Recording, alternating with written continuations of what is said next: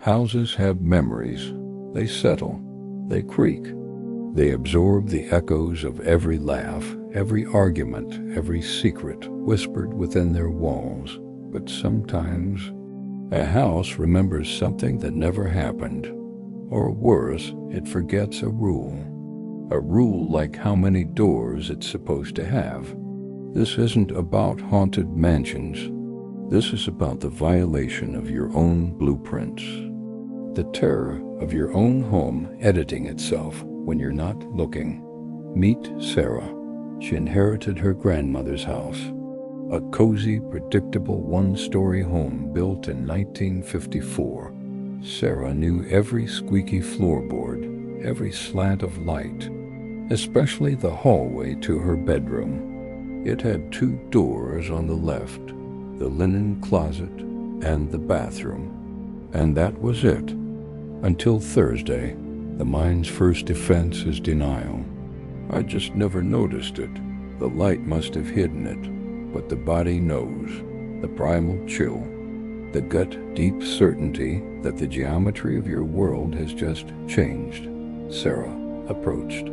The door was cold to the touch, not cool, cold, like stone in a cellar. It was locked. A normal person calls a locksmith or a therapist.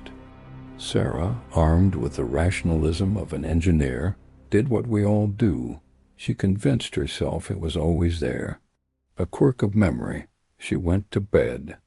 But houses don't care about your rationalism. At 3:03 a.m., the lock turned by itself.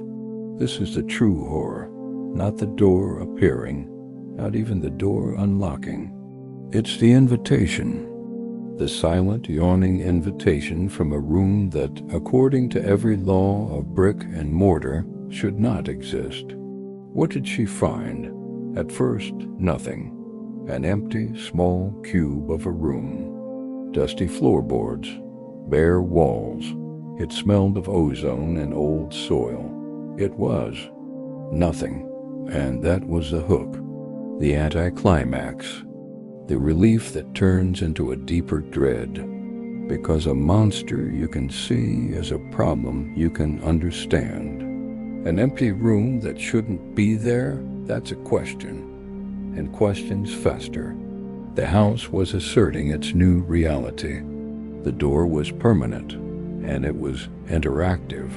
Then the gifts started appearing. It wasn't threatening, it was curating. Pulling artifacts from the house's own memory bank, building a museum of the past inside a space that had no past. This is how it gets you. It's not a jump scare. It's a courtship. It makes you complicit. You start to anticipate what it will show you next. The fear mixes with a sick fascination. You start spending time in the room.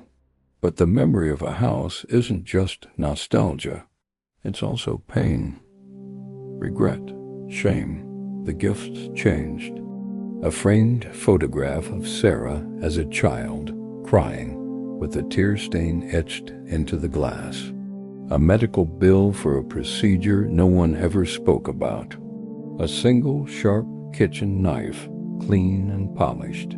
The room was no longer displaying memories.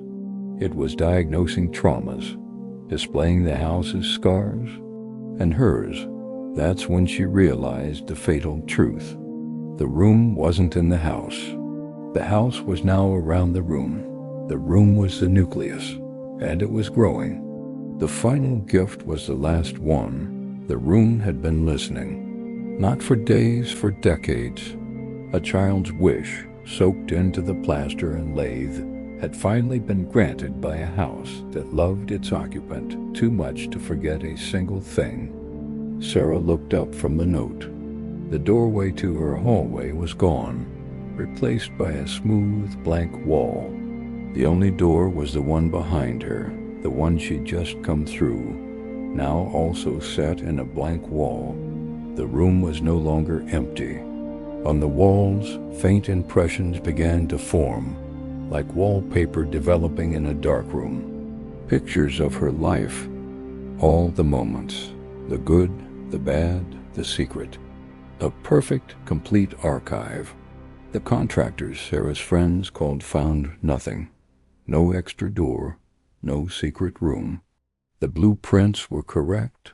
The house was as it always had been. But if you go there tonight and walk down that hall and press your ear to the wall where the bathroom meets the inn, you might hear it, the faint hum of a song, or the sound of a page turning. Some wishes once granted can't be taken back. The house has a new memory now, and it's keeping it safe.